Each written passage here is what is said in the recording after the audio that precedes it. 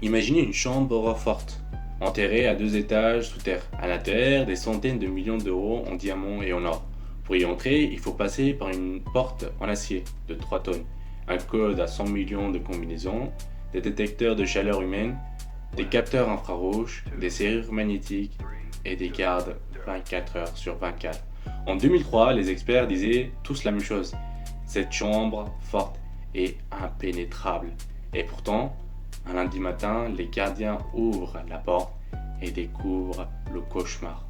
Le sol est jonché de voies ouvertes, de diamants et d'enveloppes vides. Plus de 100 millions d'euros ont disparu. Aucun alarme n'a sonné. Aucune caméra n'a rien vu.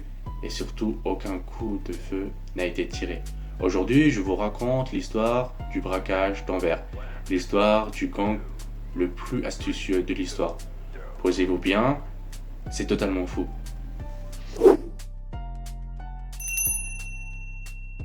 Pour comprendre ce coup, il faut aller en Belgique, à Anvers. C'est la capitale mondiale du diamant. C'est simple. 80% des diamants bruts du monde passent par là. Au cœur de la ville se trouve l'Interweb Diamond Center. C'est une forteresse ultime. C'est là que les plus grands marchands stockent leurs trésors. La chambre forte est au sous-sol.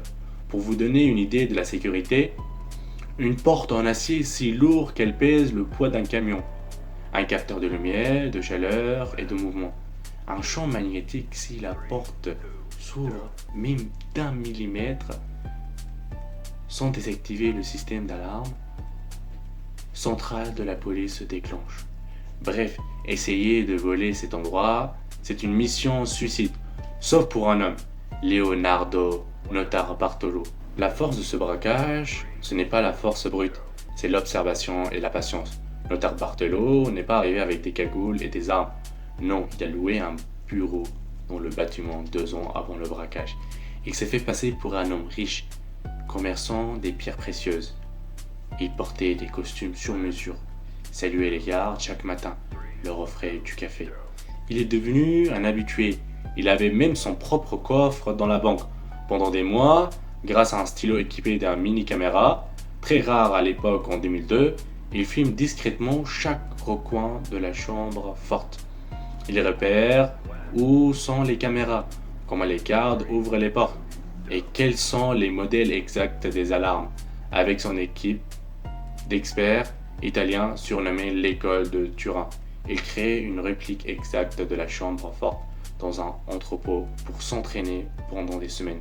Nous sommes la nuit du 15 au 16 février 2003. C'est le week-end du Super Bowl et d'un grand tournoi de tennis à Anvers.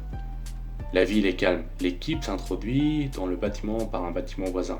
Arrivé devant la porte blindée, comment ont-ils fait sans déclencher les alarmes?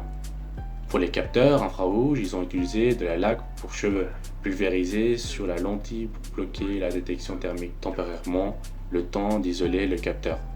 Pour le champ magnétique, ils ont fabriqué une pièce sur mesure en métal et en scotch pour maintenir les deux aimants ensemble pendant qu'ils ouvraient la porte. L'alarme a cru que la porte était toujours fermée. Pour les capteurs de lumière, ils ont simplement travaillé dans la noire complète, avec des minuscules lampes. En quelques heures, ils vident 123 coffres forts sur 160. Ils remplissent des sacs entiers de diamants, d'or et de billets. À 5 heures du matin, ils ressortent comme si de rien n'était. Le plan était parfait à 99,9%. C'était le crime parfait. Jusqu'au trajet du retour, en repartant vers l'Italie, l'un des complices pris de panique jette des sacs poubelles contenant leurs déchets dans un forêt près de l'autoroute en Belgique. Un promeneur trouve ces sacs et appelle la police en pensant à du dépôt sauvage de déchets. Quand les policiers ouvrent les sacs, ils tombent sur des reçus du Diamond Center, du matériel de braquage et même une facture avec le nom de Notar Bartolo. La police remonte jusqu'à lui. Il est arrêté quelques jours plus tard. Notar Bartolo a été condamné à 10 ans de prison, mais voici le vrai mystère de cette histoire. Les diamants n'ont jamais été retrouvés. Plus de 100 millions d'euros se sont évaporés dans la nature. Certains disent que le gang les a cachés quelque part en Italie et qu'ils ont attendu leur sortie de prison pour en profiter. Dites-moi en commentaire ce que vous pensez de cette histoire et ce que, pour vous, malgré leur arrestation, c'est le braquage le plus génial de l'histoire. N'oubliez pas de vous abonner et de liker si la vidéo vous a plu. À la prochaine.